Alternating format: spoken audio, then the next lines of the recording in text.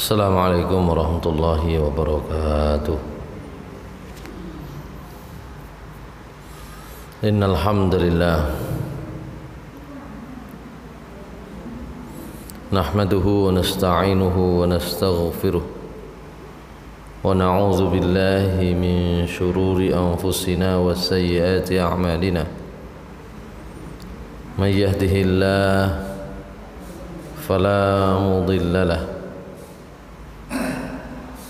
ومن يضلله فلا هادي له أشهد أن لا إله إلا الله وحده لا شريك له وأشهد أن محمدا عبده ورسوله لا نبي بعده.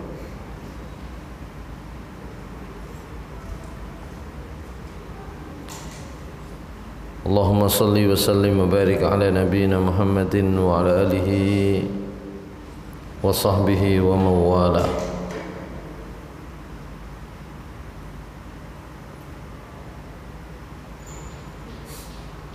Rabbi shrah li sadri wa yassir li amri wa hlul 'uqdatam min lisani yafqahu qawli. Rabbi zidni ilma warzuqni fahma birahmatika ya arhamar rahimin. Qala Allah ta'ala fi kitabihil karim, a'udzu billahi minasy syaithanir rajim. Bismillahirrahmanirrahim. Ya ayyuhalladzina amanu taqullaha haqqa tuqatih wa la tamutunna illa wa antum muslimun. Shadaqallahul azim.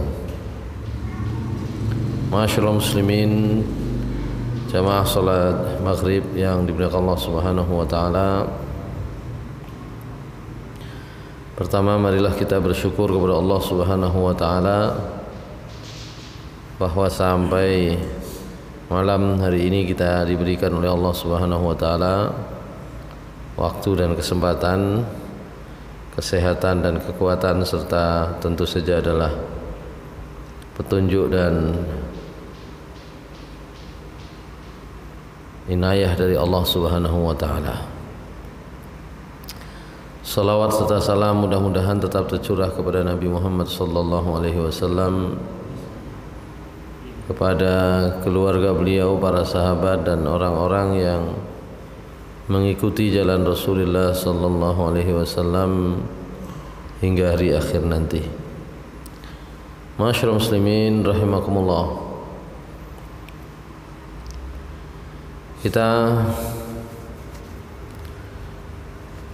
sampai pada pembahasan tentang zakat. Kemarin yang kita sudah bahas adalah zakat tentang zakat emas ya, dan perak.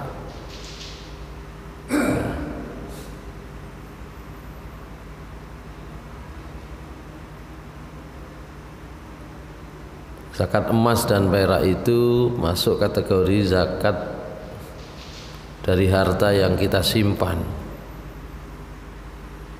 Jadi harta itu ada yang disirkulasikan, ada yang diputar, ada yang disimpan. Yang diputar, kalau ternyata ada banyak yang nanti mengendap, ya, itu juga nanti akan menjadi kena zakat. Karena selain tentang zakat emas dan perak, bentuk yang lain atau jenis zakat yang lain itu sesungguhnya adalah jenis zakat dari kelebihan harta kita yang kita putar. Selain zakat emas dan perak, itu sebenarnya yang paling banyak dibahas adalah zakat dari harta kita yang kita peroleh dari pekerjaan sehari-hari. Ada zakat tijarah, zakat perdagangan. Itu kan berarti juga dari pekerjaan kita, dari perputaran uang kita. Cuma dari perputaran uang itu ada yang mengendap, ada yang tersimpan, ada yang dianggap kelebihan. Ini kalau dalam tubuh kita itu ya sama dengan berbagai macam nutrisi yang berlebih. Ya.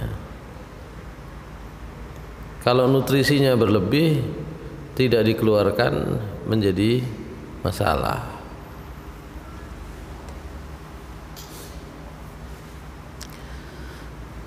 Selain zakat tijarah, zakat perdagangan, juga zakat itu berupa hasil pertanian dan perkebunan.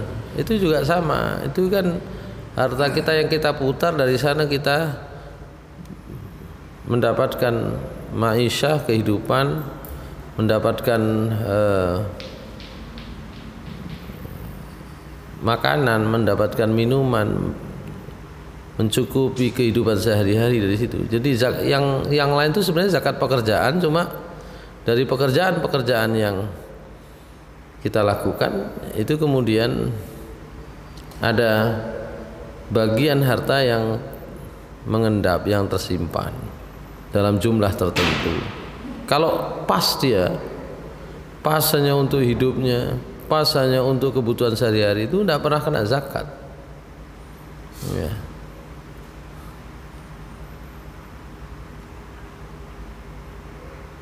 Masyaallah muslimin rahimakumullah.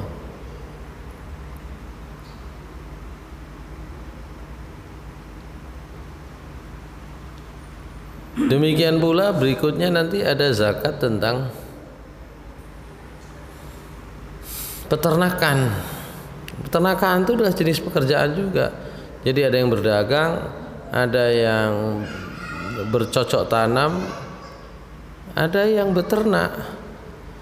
Dan atas dasar itulah nanti ada muncul namanya zakat profesi, zakat dari pekerjaan. Pekerjaan sekarang jenisnya bisa bermacam-macam.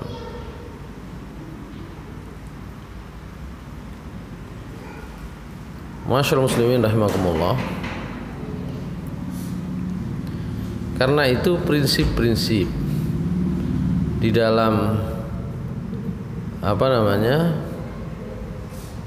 memperoleh dan kemudian menggunakan harta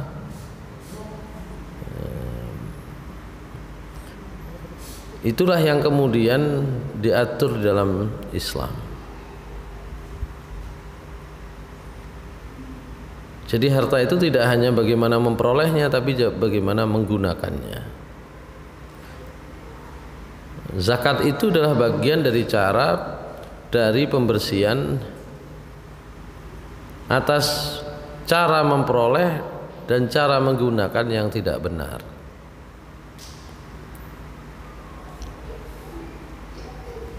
Macam-macam nanti.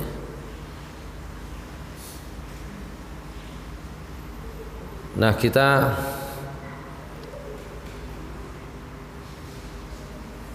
mempelajari bagaimana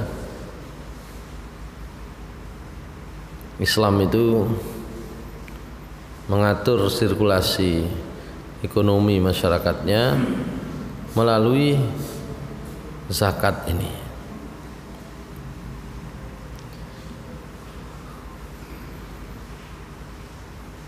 Surat At-Taubah adalah surat yang memang beberapa kali menyebut bagaimana mengelola ekonomi, mengelola uang itu. Kemarin sudah kita baca di surat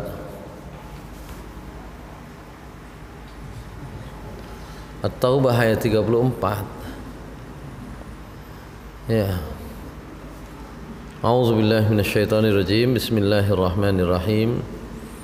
Ya ayyuhallazina amanu inna katsiran minal ahbari war ruhbani la ya'kuluna amwalan nasi bil batili wa yasudduna 'an sabilillah. Wallazina yaknizuna adh-dhahaba wal fiddata la yunfiqunha fi sabilillah fabashshirhum bi'adzabin alim. Yauma yuhma 'alaiha fi nari jahannam fatukwa biha jibahuhum wa junubuhum wa zuhuruhum hadza ma kanastum li anfusikum fazuqu ma kuntum taknisun. Wahai orang-orang yang beriman, sungguh banyak dari kalangan pendeta, baik pendeta Yahudi maupun pendeta Nasrani, itu yang memakan harta manusia dengan cara yang batil, dan mereka itu menghalangi manusia dari jalan Allah. Masih berhubungan dengan itu adalah orang-orang yang menimbun hartanya, baik emas maupun peraknya, dan tidak mau menginfakkannya di jalan Allah. Nah, mereka itu semua fabasyirhum bi'azabin alim, berilah mereka kabar gembira dengan azab yang pedih. Bagaimana azab pedihnya? Yauma yuhma 'alaihim fi nari jahannam fatuqwa biha jibahuhum wa junubuhum wa zuhuruhum. Pedihnya itu adalah nanti ada waktunya, ada masanya, mereka akan dipanggang di atas neraka jahanam, dan dengan harta emas perak yang ditimbun, yang disimpan itu akan disetrika wajah mereka, dahi mereka, perut mereka maupun punggung mereka, sambil dikatakan oleh malaikat, haza ma kanastum li anfusikum, inilah yang sudah kalian timbun, yang kalian tumpuk untuk diri kalian sendiri, fazuqu ma kuntum taknizun, maka rasakanlah oleh kalian akibat dari apa yang sudah kalian timbun tadi itu. Ma'asyiral muslimin rahimakumullah.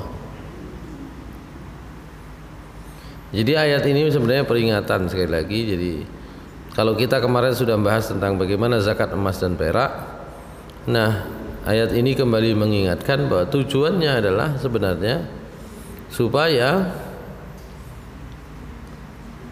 hak orang di dalam harta kita itu kemudian tidak menjadi sebab kita tersandung dengan api yang panas, azab yang pedih dari Allah Subhanahu wa taala karena itu tadi. Nah, kalau dalam sirkulasi tubuh itu kan itu sama, tidak dikeluarkan ya jadi penyakit semua. Ya. Minum terus nggak bisa keluar ya sakit, makan terus nggak bisa keluar sakit, makannya banyak ya yang dikeluarkan dalam bentuk apa namanya aktivitas untuk dibuang dalam bentuk keringat nggak ada, jadi sakit semua. Itu sebenarnya prinsipnya ya. Prinsip zakat itu kurang lebih seperti prinsip mekanisme kerja tubuh manusia. Ma'asyiral muslimin rahimakumullah.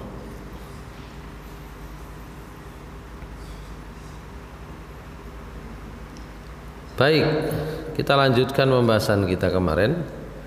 Jadi kalau sudah kita bahas tentang zakat emas dan perak, maka berikutnya emas dan perak dan semua yang bisa dikonversikan dengan emas dan perak napa mawon. Kemarin kan bisa aset itu, bisa mobil antik, bisa tanah, bisa macam-macam. Nah, kita geser ke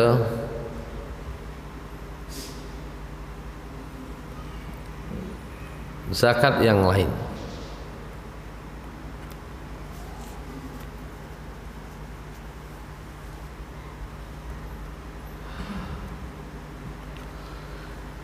Zakatut tijarah, zakat perdagangan. Di sini yang punya bisnis siapa? Gak duwe bisnis kan arti ya, sama Pak Mitra. Zahaba jamahirul ulama hukmuha, zahaba jamahirul ulama minas sahabati wat tabi'ina wa min ba'dihim minal fuqaha ila wujubiz zakati fi arudit tijarah.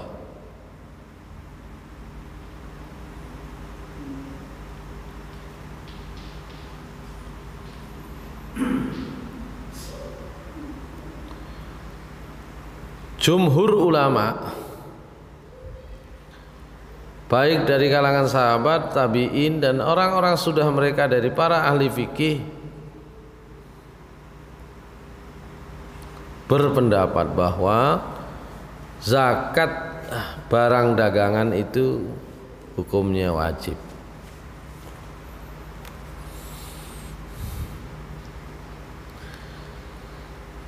Dari sahabat Samurah bin Jundab radhiyallahu anhu, dia menceritakan bahwasanya Nabi sallallahu alaihi wasallam kana ya'muruna an nukhrija shadaqah minal ladzi nu'idhu lil bai'. Nabi sallallahu alaihi wasallam memerintahkan kami untuk mengeluarkan sedekah, maksudnya zakat, minal ladzi nu'idhu lil bai', zakat dari harta yang kami nilai sebagai barang dagangan.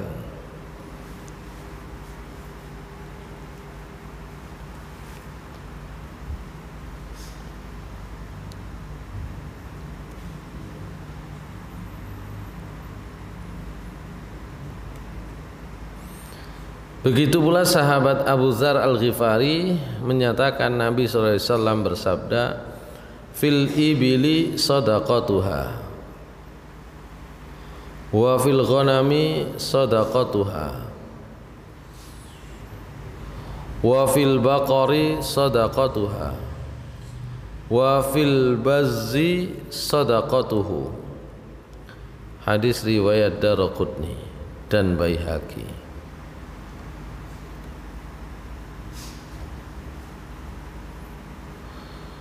Harta itu kalau dia berupa ternak onta ada zakatnya.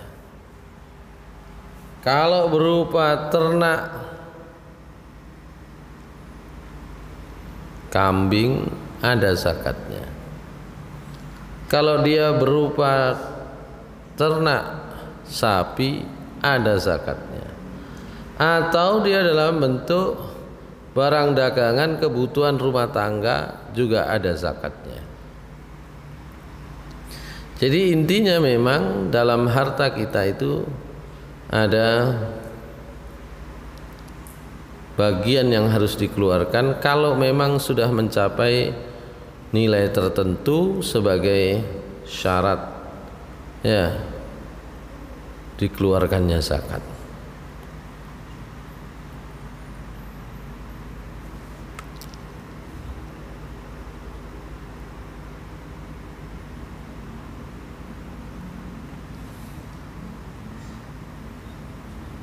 Meskipun ada dalam mazhab Zahiriyah itu Abu Daud Al-Zahiri itu yang menyatakan la zakata fi malit tijarah, dalam harta perdagangan itu tidak wajib zakat.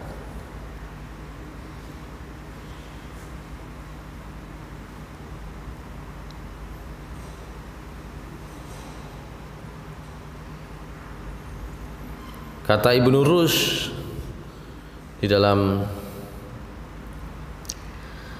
kitab beliau Bidayatul Mujtahid wa Nihayatul Muqtasid, sebab mengapa masih ada perbedaan. Jadi kalau bahas hukum fikih itu kalau ada yang berbeda itu biasa saja.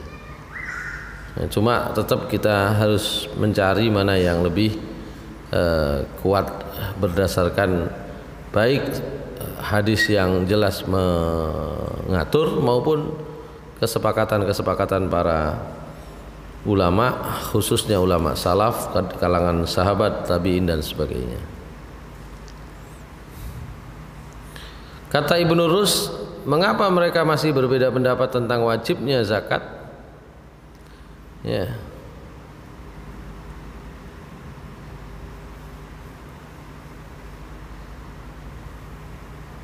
Karena sebenarnya zakat itu wajib. Sebenarnya tidak ada zakat tijarah. Zakat perdagangan itu kalau bunyi, oh zakat perdagangan wajib, tidak ada. Itu diambil dari kias, dikiaskan, ya, karena dia merupakan harta yang kurang lebih sama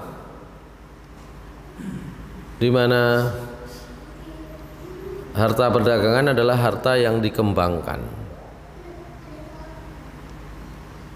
Itu seperti sapi, seperti unta, seperti kambing yang terus berkembang.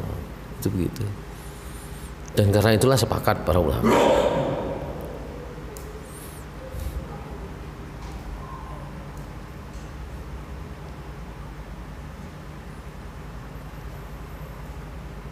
Pertanian itu kan dikembangkan terus.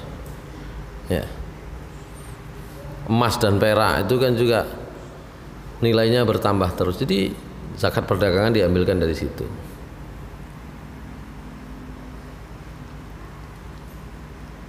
Tapi kalau dicari nas qat'inya nggak ada. Ya.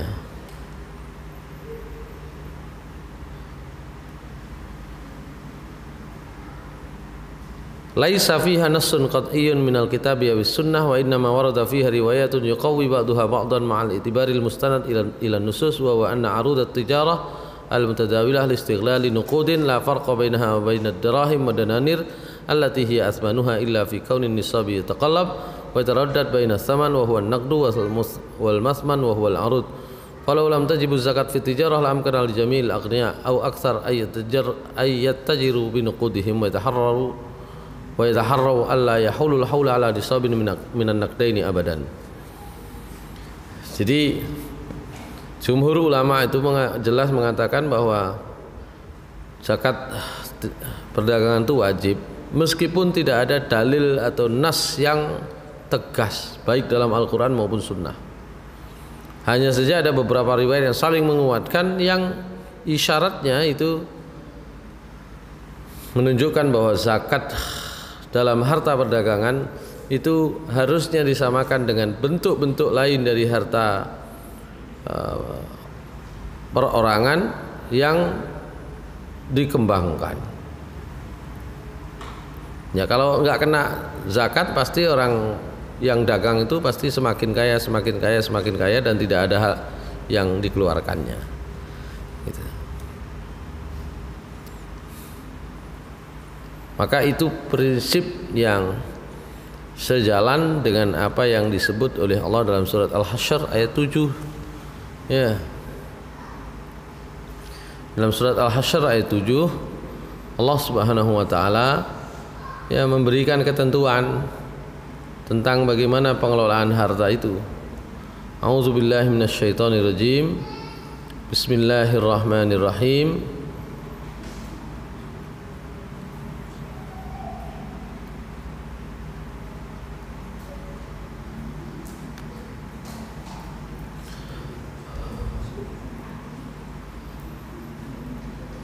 Ma afa Allahu ala rasulihi min ahli al-qura falillahi walil rasuli walidhil qurba wal yatama wal masakin wa ibnis sabil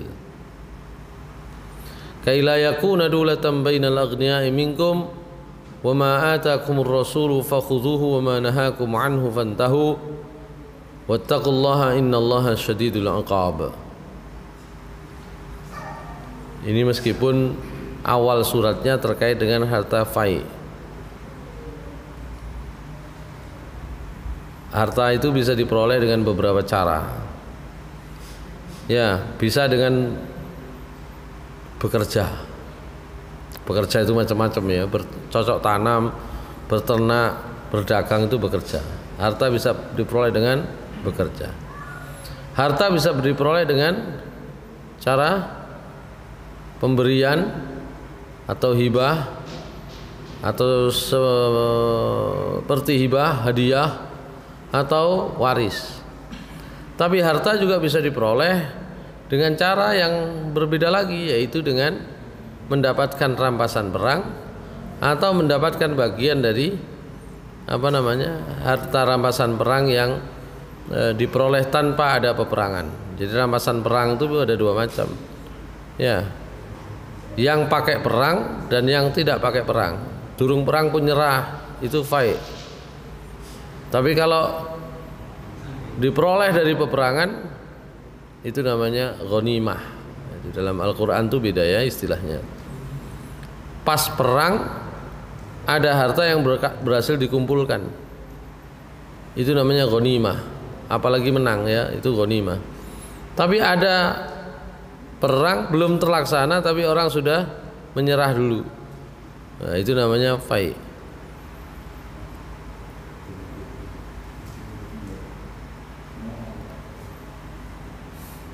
Zaman sakniki gak ono. Sakniki gak ono. Ada pun ya sampean nang ndi jenenge? Sampean nang Papua kono ono. Berlaku itu di Papua. Bagi orang sana yang melakukan peperangan berlaku.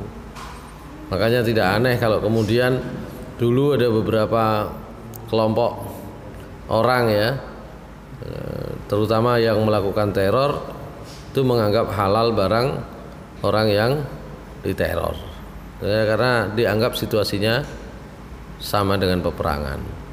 Itu ghanimah itu ya, ghanimah. Nah, di dalam ayat 7 ini jelas bahwa bahkan dalam harta fai, harta rampasan yang diperoleh tanpa peperangan itu ada bagian di situ untuk Rasul, untuk penduduk negeri, ya, untuk kerabatnya Rasul, orang-orang yatim, orang-orang miskin, dan ibnu sabil. Kerabatnya Rasul itu waktu itu, kalau terkait dengan surat Al-Anfal ayat 41, itu kerabatnya Rasul itu 2 saja, ya, keluarga yang memang waktu itu oleh Allah Subhanahu wa taala dan Rasulnya itu layak mendapatkan pembagian karena dia membantu Rasulullah SAW dalam perjuangan beliau. Jadi keluarganya Nabi SAW, kerabatnya maksudnya, itu yang membantu di dalam peperangan, ya, itu ada 2 keluarga. Dan kemudian inilah yang nanti oleh Allah Subhanahu wa taala dipilih, ya, untuk mendapatkan itu tadi, mendapatkan harta rampasan. Keluarga yang lain itu protes nanti, "Lah aku kok gak oleh? Kerabat yang 2 kok dapat?" Ya, maka jawabannya sederhana, sampean gak ngewangi malah musuhi, kan gitu ya, musuhi Rasulullah SAW. Nah, itu semua ada bagiannya supaya apa? Likaila yakuna dulatan bainal aghniya'i minkum, supaya harta itu tidak hanya berputar di kalangan orang-orang kaya saja di antara kalian. Ini kalau sekarang namanya oligarki, gitu ya, oligarki bisnis, gitu ya, dalam dunia bisnis. Ma'asyiral muslimin rahimakumullah, itu terkait dengan prinsip mengapa harta perdagangan, barang dagangan, meskipun tidak ada dalil yang tegas mengatur tentang kewajibannya, tapi para ulama sepakat, ya, bahwa dia dikenakan zakat, ya. Asal mencapai nilai tertentu.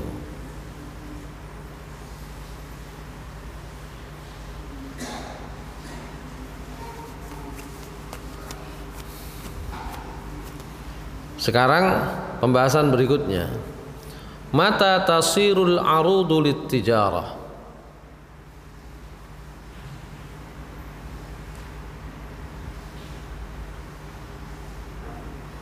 kapan barang dagangan atau barang itu disebut sah, disebut barang dagangan yang nanti kena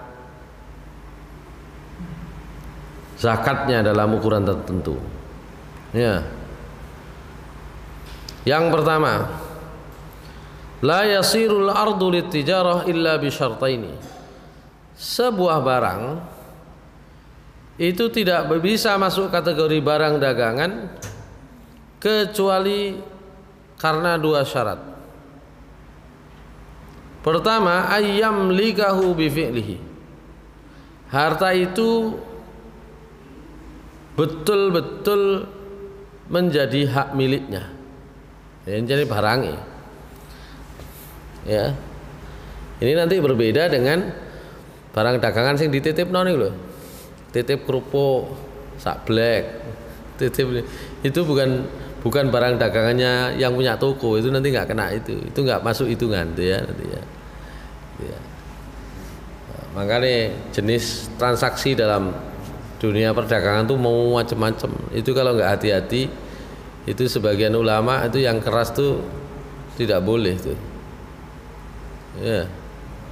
Jadi ada yang sampai membuat pernyataan bahwa tidak sah perdagangan itu karena yang disebut pedagang itu saya jual, saya punya barang dan ini, gitu ya, ada pembeli itu dan ada apa namanya ridho sama ridho. Nah, nanti beda lagi makanya kalau kemudian ada barang yang dititipkan ini akadnya tuh harus jelas gitu ya. Ada barang yang dititipkan. Yang susah itu nanti yang model franchise itu ya, franchise itu yang itu nanti diukur dia sebagai bukan pedagang tapi ya ini pegawai gitu ya. Yang berdagang itu yang punya itu ya. Iya. Franchise itu macam-macam kan? Ya. Jadi tidak disebut barang itu sebagai barang dagangan yang wajib kena zakatnya kecuali karena dua syarat. Satu, itu memang miliknya sendiri. Milik sendiri itu bisa karena dia beli, ya. Barang dagangan sampean namo mawon, oh ana lampu, ya mari kulaan, jenenge kulaan, nah, gitu kan? Ini kan toko elektronik ya. Lampu, ini apa? Kulaan apa? Cuma didelei tok. Ah itu kan beda nanti. Jadi harta itu disebut harta dagangan yang nantinya kena kalau dia itu adalah pemiliknya, misalnya adalah hasil pembelian kulaan. Atau mungkin gak kulaan, tapi diperoleh dari pernikahan. Nah, karena menikah itu menjadi harta yang kemudian diberikan karena pernikahan itu. Khulu diperoleh dari khulu, sebaliknya. Khulu, ya. Khulu niku perempuan kalau minta cerai, ya. Itu dalam Islam namanya khulu. Cuma disebut khulu kalau nanti perempuan ini oleh hakim ditentukan dia membayar ganti atas apa namanya? Ya atas selama ini kehidupan yang bukan kodok ini, beda. Khulu itu ya, orang dinikahi itu kan karena dapat misalnya ada mahar kan gitu ya. Terus kemudian apa namanya? Ada nafkah dan seterusnya. Nah, kalau kemudian perempuan mengajukan cerai ya, dianggap tidak memiliki alasan yang kuat, maka dia tetap bisa mengajukan cerai dengan cara khulu, mengganti. Nah, ya. Itu nanti berapa besarnya tergantung kesepakatan atau tergantung hakim kan itu. Nah, laki-laki itu bisa menerima harta dengan cara itu, ya kan gitu ya. Istilahnya gampangannya mahari dibalik nol lah. Atau mungkin kesepakatannya bukan sebesar maharnya, bisa lebih atau bisa kurang, gitu kan? Itu namanya harta yang diperoleh dari khulu. Jadi harta diperoleh dari nikah, ya itu bisa karena dalam bentuk mahar, gitu kan? Itu kan sudah milik sendiri, nah, miliknya istri. Atau sebaliknya, gitu kan? Suami bisa memperoleh dari bekas istrinya dari khulunya. Wa qabulul hibah, harta yang dimiliki sendiri bisa diperoleh dengan mendapatkan hibah, pemberian, itu kan, diberi. Wal wasiyah, atau wasiat. Wasiat.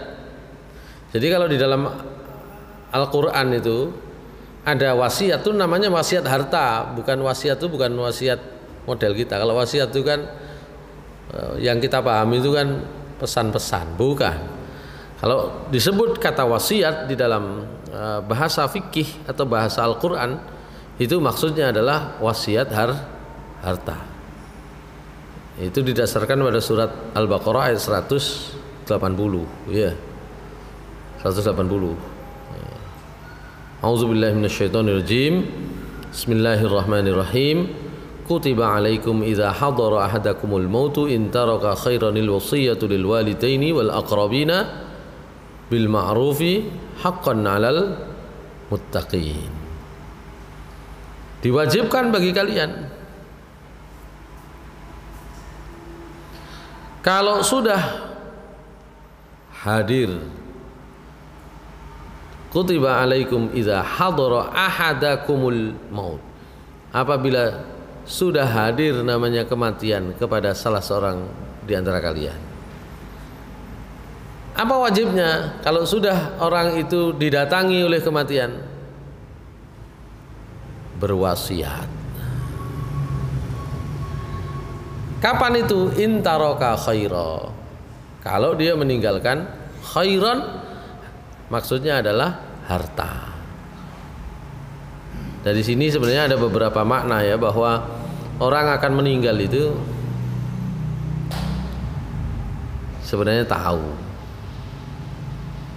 Orang akan meninggal itu sebenarnya tahu. Yang nggak tahu kan yang akan ditinggalkan. Ya. Orang yang akan meninggal itu tahu.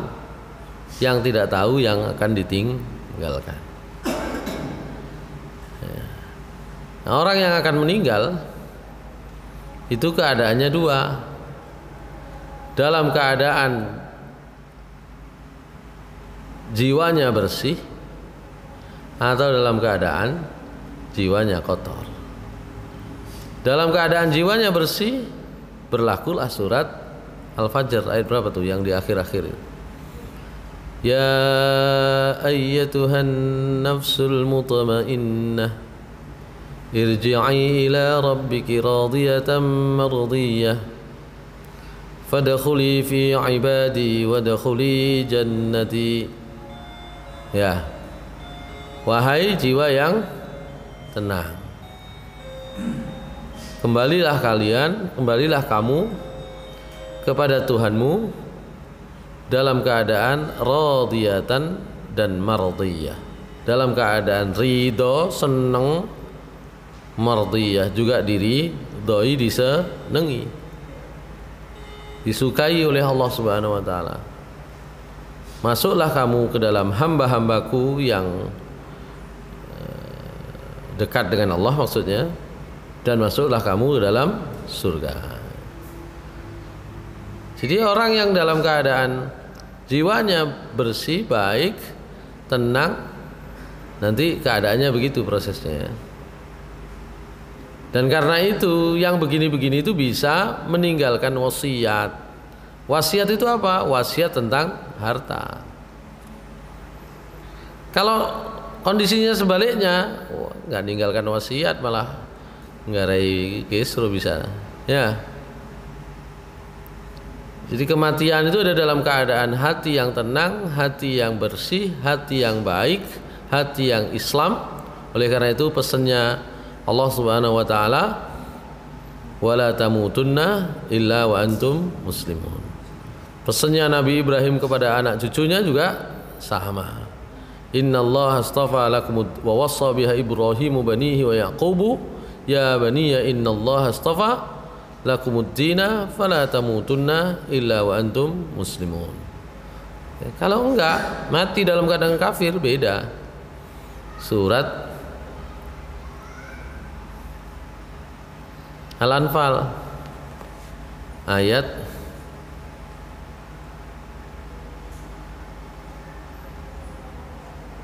50 insyaallah.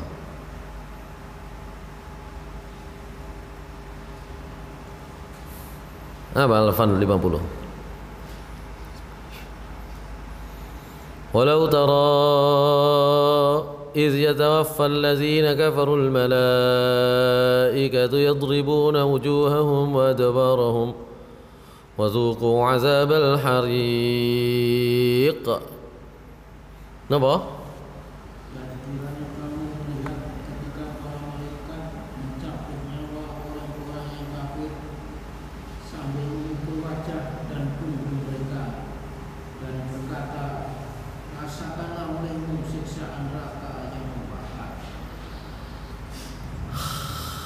Dan sekiranya kamu Muhammad melihat bagaimana saat orang-orang kafir itu dicabut nyawanya oleh para malaikat. Malaikat itu yadribuna wujuhahum wa adbarahum, memukuli wajah-wajah dan dubur-dubur mereka, ada yang mengatakan punggung-punggung mereka, sambil mengatakan zuqu azabal harik, rasakanlah oleh kalian azab yang panas, yang membakar. Sama ayat ini dengan surat Al-An'am ayat 93.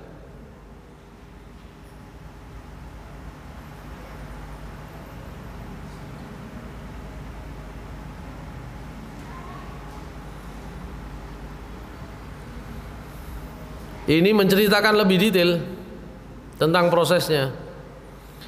Walau tara idz zalimuna fi ghamaratil maut wal malaikatu basitu aydihim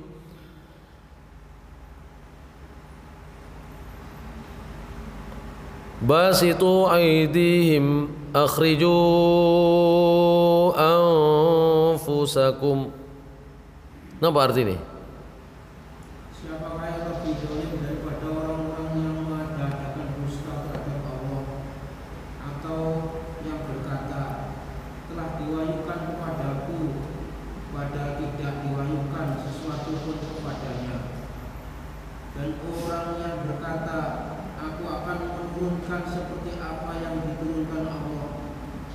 Alangkah ngerinya sekiranya engkau melihat pada waktu orang-orang zalim berada dalam kesakitan, yaitu sakaratul maut, sedang para malaikat memukul dengan tangannya sambil berkata, keluarkanlah nyawamu, pada hari ini kamu akan balas dengan azab yang sangat menghinakan, karena kamu mengatakan terhadap Allah perkataan yang tidak benar, dan karenanya kamu menyombongkan diri.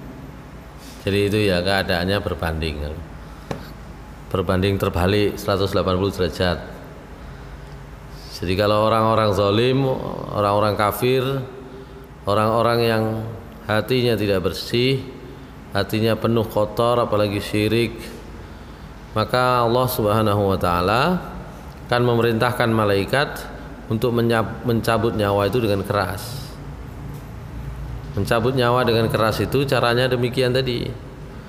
Kalau seandainya kamu Muhammad melihat bagaimana ya orang-orang zalim itu dalam keadaan sakaratul maut, kamu akan saksikan bahwa malaikat itu mengulurkan tangannya sambil meminta, ayo nyawamu keluarkan. Nah, gitu kan.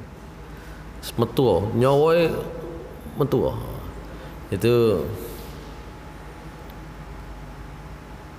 Ibnu Katsir dalam tafsir beliau itu mengutip riwayat dari sahabat Barra bin Azib. Kata sahabat Barra bin Azib itu begini, inna malakal maut idza ja'al kafiru 'inda ihtidarihi fi tilka suratil munkarah yaqul,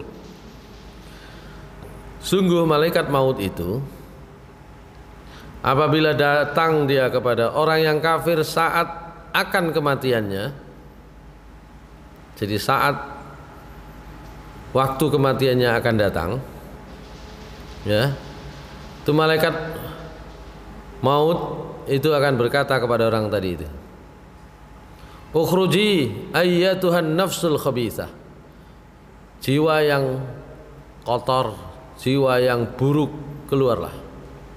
Nyawa yang kotor, nyawa dari jiwa yang kotor, keluarlah. Keluar kemana? Ila samumin wa hamimin wa dhillin min yahmum. Keluarlah untuk bergeser ke tempat yang panas,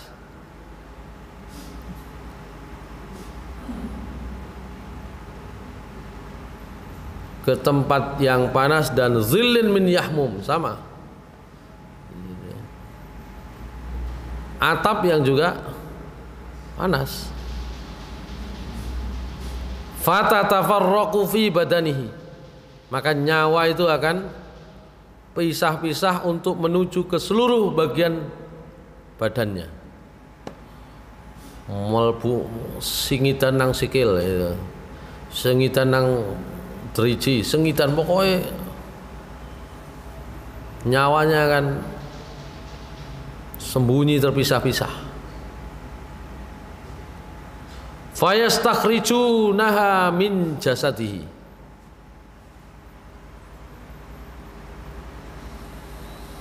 maka kemudian itu akan ditarik keluar dari jasadnya oleh malaikat, dan itu akan keluar kama yakhrujus sufudu minas sufil mablul fatakhruju ma'al uruqul asab.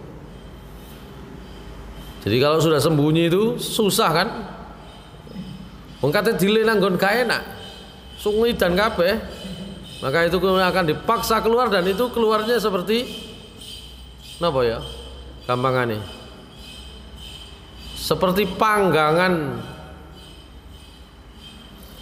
daging besi yang lincip-lincip itu, ya, ditarik dari kain suf, dari kain yang lembut, ya, yang banyak. Bahasa gampangnya niku padha karo cara mriki nggih ya.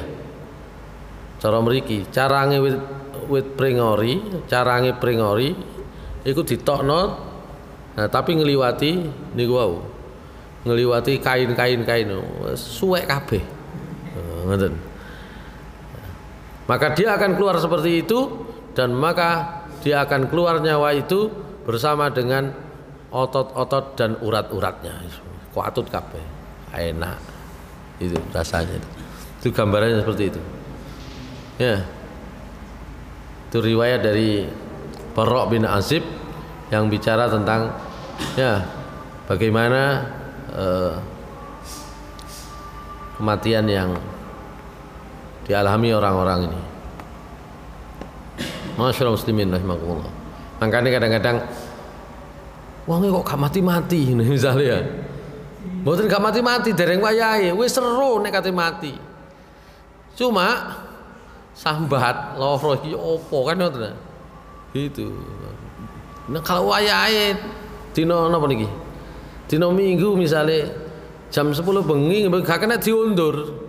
Cuma sebelum itu sudah tahu, ya, sudah diambil malaikat, wis dikei perintah, ayo nang metu.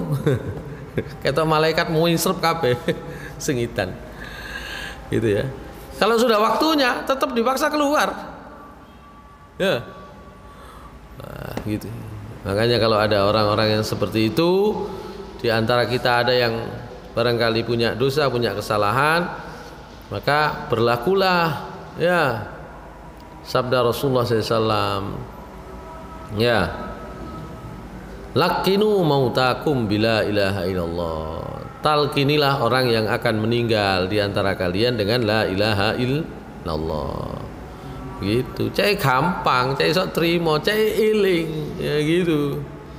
Masalahnya kan kalau orang kafir, orang yang musyrik kan nggak tahu muni Allah ya apa carane la ilaha illallah. Kalau orang yang pernah, meskipun nanti lupa, diharapkan nanti ingat dan menjadi lebih mudah. Begitu. Bisi kupinge. Nggih. Wis pokoke nek sing tau ndampingi wong kate sedo semerap lah gitu ya. Itu. Bisi telinganya. Ucapkan la ilaha illallah, suruh menirukan. Karena seringkali itu karena takutnya menghadapi malaikat itu gak kober muni. Gitu ya. Gak kober muni. Ojo kate wasiat. Enggak. Perintahnya kan wasiat. Kutiba alaikum idza hadara ahadakumul maut in taraka khaira al wasiyah. Ya. Jika dia meninggalkan harta yang baik, diwajibkan untuk wasiat. Nah, gitu. Ini tadi bab wasiat tadi ya. Harta itu diperoleh dari wasiat. Cuma itu tadi. Kalau orang-orang yang baik, insya Allah bisa berwasiat. Orang-orang yang jiwanya bersih, maka nanti dia akan dipanggil dalam keadaan yang lebih baik, lebih tenang. Masih bisa wasiat. Ya, kalau kotor ya gak bisa wasiat. Ngurusi ketemu malaikat aja wis ngeri kan gitu ya. Ketemu malaikat maut ngeri. Gak kau berwasiat, kau bermalah singidan. Ya apa carane? Gak ditarik. Ya, seminggu sak durunge iku wis ngorak-ngorok balik-balik misalnya. Gitu ya. Gitu. Semerapunan. Cuma sing urip iku tetep sing ngusahakno iki muga-muga lang iku kan gitu ya. Nah, gitu. Nah. Baik. Itu harta yang bisa diperoleh salah satunya dengan wasiat ya. Nah, dulu itu diperintahkan oleh Allah untuk berwasiat sebelum turun ayat tentang waris. Zaman Nabi SAW sebelum turun ayat tentang waris, harta itu kalau orang meninggal ya jatuhnya ke anak. Padahal orang tua masih punya. Jadi orang meninggal punya anak, punya bapak, punya kerabat. Dulu itu kalau meninggal yang dapat ya anak saja. Gitu loh. Gitu. Maka ayat ini berbunyi kalau sudah menghadapi kematian atau sedang menghadapi kematian, kalau ada harta berwasiatlah kepada siapa? Kedua orang tua dan kerabat. Tapi ketika sudah ada jatah atau bagian waris, maka Rasulullah SAW mengatakan la wasiyata liwarisin, tidak boleh wasiat lagi kepada ahli waris. Sudah dapat jatah waris jangan dikasih wasiat lagi. Sebagian wis ono. Berarti wasiat akan berlaku untuk kerabat yang lain yang bukan ahli waris gitu. Iku dulurku iku ya ponaan misalnya ya. Oh, biasanya ngewangi aku, arek api. Itu ponaan tuh enggak dapat jatah. Wong anak ada, orang tua ada enggak dapat ya. Ya.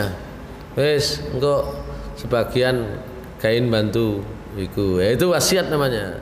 Nah, gitu ya. Nah, kalau untuk anak itu bukan wasiat. Wis ono jatahe wisan.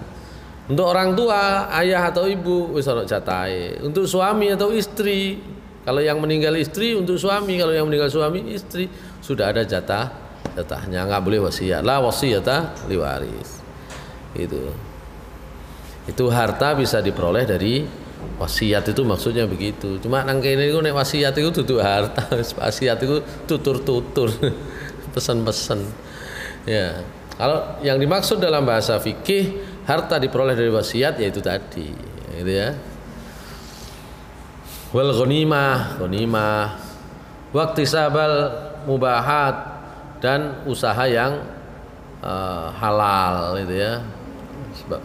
Jadi syarat harta perdagangan itu kena apa namanya? Zakat, itu satu adalah hartanya sendiri. Barang itu milik sendiri. Ya, milik sendiri. Makanya saya kemarin mengatakan kalau apa namanya?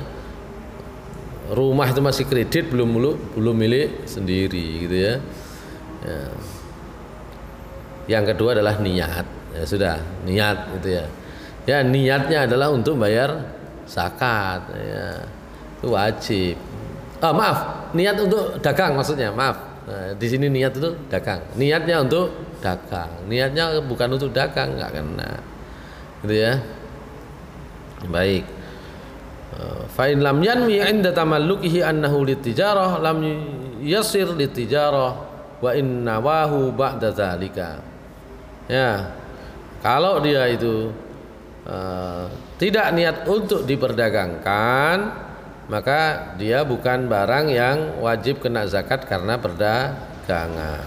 Makanya tadi kena yang lain, kan bisa aset, bisa yang dikumpulkan. Nanti berapa jumlahnya, bagaimana cara membayarnya kita bahas di pertemuan akan datang. Saya kira gitu ya. Kita tadi agak panjang di wasiat tadi ya. Aku qouli hadza wa astaghfirullah li wa lakum minal ghafurur rahim. Assalamualaikum warahmatullahi wabarakatuh.